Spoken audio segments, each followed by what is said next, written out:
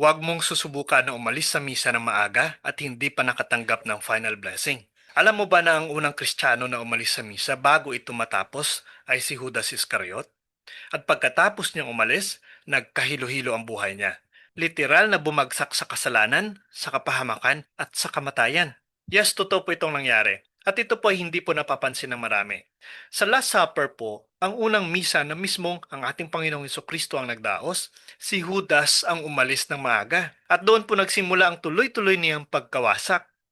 Kung nagmamadali ka parte sa misa, kung umalis ka bago ang final blessing, kung akala mo walang mawawala sa'yo, manood ka hanggang sa dulo. Sapagkat baka hindi mo alam ang panganib na dala nito. At kung handa ka na, tatalakayin din po natin ang 5 benepisyo ng final blessing na pinagmumulan pala ng protection, direction, peace, strength, at grace na kailangan mo sa buong linggo. Sa Last Supper po na siyang proto-mass, ang prototype po ng Holy Sacrifice of the Mass, may isa pong detalye na hindi rin po napapansin ng karamihan. In John 13 verse 30, sinasabi po dito, "As soon as Judas had taken the bread, he went out, and it was night." He went out, umalis siya. Hindi pa tapos ang misa. Hindi pa tapos ang pasasalamat. Hindi pa binibigay ang pagpapala. Hindi pa tapos ang liturgy. At pansinin niyo po, and it was night. Ang mismong ebanghelyo po na nagsulat nito ay gustong ipakita na ang ginawa ni Judas ay pagpasok sa kadiliman. At mula po sa sandaling iyon, bumagsak siya sa kasalanan. Ibinenta niya ang sarili sa tukso, nawasak ang kanyang kaluluwa, nawala ang biyayang sanay nagligtas sa kanya, at humantong po siya sa pagkawasak at desperasyon. Ayon nga po sa mga church fathers, ang pag-alis po ni Judas ay hindi po simpleng gesture. Ito ay paghiwalay sa biyaya. Sa sulat nga po ni Saint Augustine, he left the light and entered into his night. At sigurado po akong ayaw mong gawin yan, lalo na po sa harap ng Diyos. Now, para sa ano ba at ano ba itong final blessing sa misa? Well, ang final blessing ay hindi po closing prayer. Hindi po siya pagtapos. Hindi siya goodbye. Ang final blessing po ay pagtatatak ng grasya, pagpapala ng Diyos Ama, pagbubuhos ng biyayang proteksyon, pagpapalakas ng kaluluwa para sa linggo, pagpapaalis sa iyo bilang misyonero. Kung ang simbahan po ay battlefield, ang final blessing ay armor before you go back to war. Kung ang misa po ay healing room, ang final blessing po ay ang seal sa natanggap mong kagalingan. Kung ang altar ay bundok ng biyaya, ang final blessing ay pagbaba mo mula sa bundok na may takdang misyon. Hindi po ito simpleng ritual. Ito po ay sacramental grace. At ngayon pag-usapan po natin ang 5 bendisyon na makukuha po natin sa final blessing. Una po sa bendisyon ng final blessing, spiritual protection from evil. Tandaan po natin ito. When the priest raises his hand for final blessing, hindi po ito simpleng gesture. Ito po ay isang sacramental act kung saan ang Diyos mismo sa pamamagitan ng kanyang pari ay naglalagay ng spiritual shield sa iyong kaluluwa. Sinabi nga po no, in Numbers chapter 6 verse 24 to 26, "The Lord bless you and keep you." Ang salita pong keep you sa original na Hebrew ay shamar, na nangangahulugang bantayan, ipagtanggol, protektahan mula sa panganib, ilayo mula sa kasamaan at mapanirang espiritu. Ibig sabihin po nito, the blessing is spiritual defense system. Ano po ang nangyayari sa final blessing? Habang binabasbasan ka ng pare, the Holy Trinity seals you. Your guardian angels strengthen their guard. Demons lose legal access to tempt, confuse, or harass you. Your soul is covered in grace. Your mind is shielded from deception. Hindi po ito symbol. Ito po ay actual spiritual transaction na nagmumula po sa kapangyarihan ng simbahan. According nga po kay St. John Chrysostom's teaching, when the priest blesses, heaven opens and angels seal the faithful. Ang seal po na ito ay parang helmet para sa isip, shield para sa puso, armor para sa kaluluwa. Kung aalis ka sa misa nang hindi pa inaabot ng final blessing, para ka pong sundalo sa gera na walang shield, walang helmet, walang protection.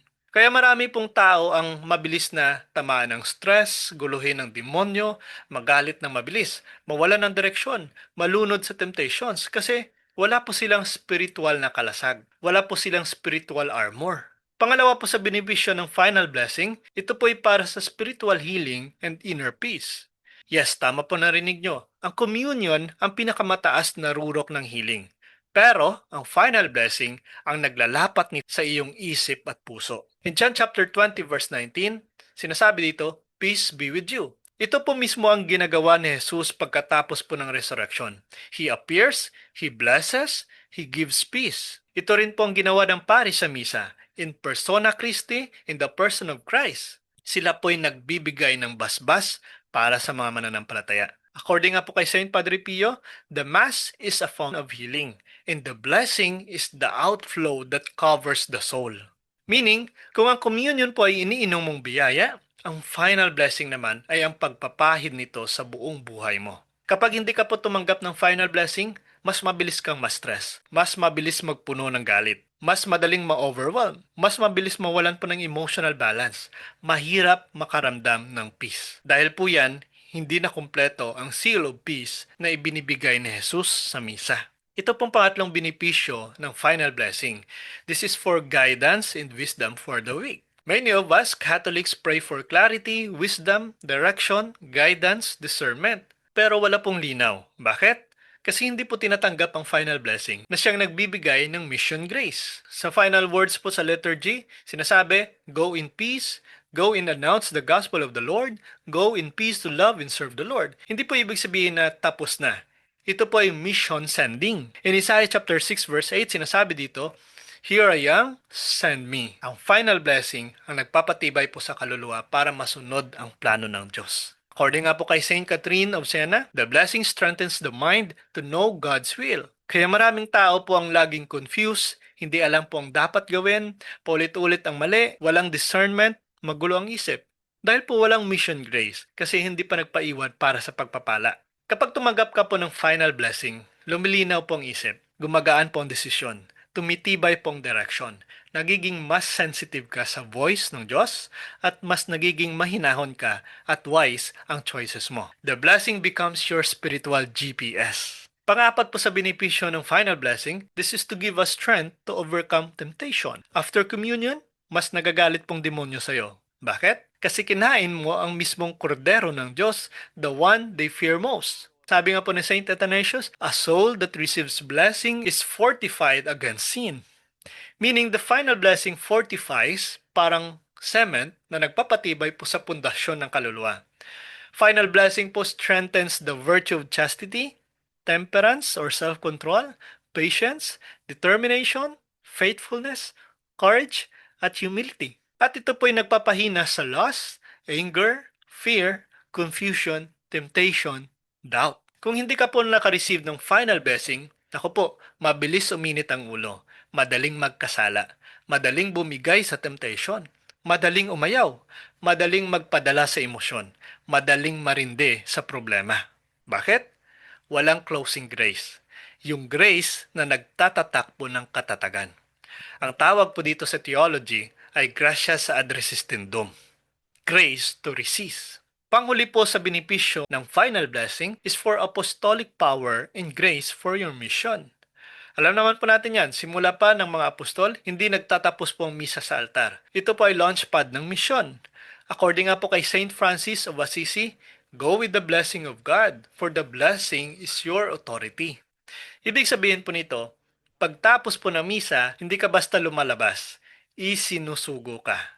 Ang final blessing po ang nagbibigay ng grace for your work, anointing for your service, patience for your family, wisdom for your decisions, protection for your business, charity for your relationships, endurance for your trials, strength for your challenges. So without it, lumalabas ka sa mundo nang wala ang anointing na kailangan mo para magtagumpay. Kung wala ka pong final blessing, madali pong maturbulent ang linggo. Madaling magulo ang trabaho, madaling maging toxic ang environment, madaling mag-away sa bahay, mabilis maubos ang lakas, kulang sa spiritual authority.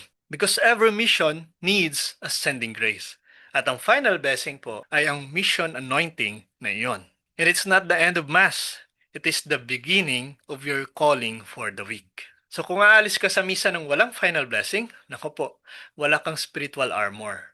Wala kang peace. Wala kang guidance. Mahina ka sa temptation. Wala kang anointing sa mission. Kaya delikado po. Kaya hindi po ninanakaw. Kaya pinangangalagaan. Pero kapag tinanggap mo ito, you are protected, you are healed, you are guided, you are strengthened, you are anointed. You leave the church as a warrior, not as a wanderer. So kapag umalis ka ng maaga sa misa, kahit practical ang dahilan, theologically, you are imitating Judas. You eat, but you don't stay in communion. You receive grace, but you abandon the source. You attend the sacrifice, but refuse the blessing that seals it. And just like Judas, pumapasok ka sa iyong night, sa kadiliman. So kapag tinanggap mo po ang final blessing, hindi ka po umaalis ng simbahan, ikaw po ay isinusugo ng Diyos. You are blessed, you are protected, you are healed, you are guided, you are empowered, you are sent. Pero kung aalis ka ng wala nito, hinahayaan mo pong maging vulnerable ang sarili mo sa stress, tukso, kalituhan, at pagsubok. Kaya alalahanin niyo po ito. Huwag kang umalis. Huwag mong sayangin. Ang huling minutong iyon ay ang pinakamakapangyarihan. Tanggapin niyo po ang final blessing. At kung sang-ayon po kayo, at kung nakatulong po ang video na ito, please like and share. At suportahan din po natin ang ating YouTube channel. Ang link po ay nasa description. God bless po sa ating lahat. Hello mga kapatid, follow and subscribe. Mr. Curious Catholic, marami tayong matutunan, mapupuno po yung ating isipan sa mga katotohanan. Dahil ang katotohanan naman bigay sa atin ng tunay na kalayaan. God bless. Hello mga kapatid, inanyayahan namin kayo, huwag niyong kalimutan mag-subscribe sa kay Bro Dance Oberio, Mr. Curious Catholic.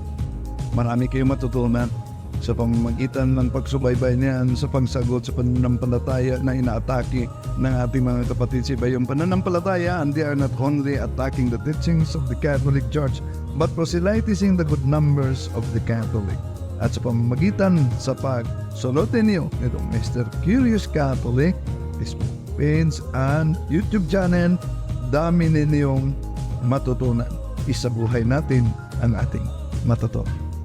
Rodillo et Iglesia.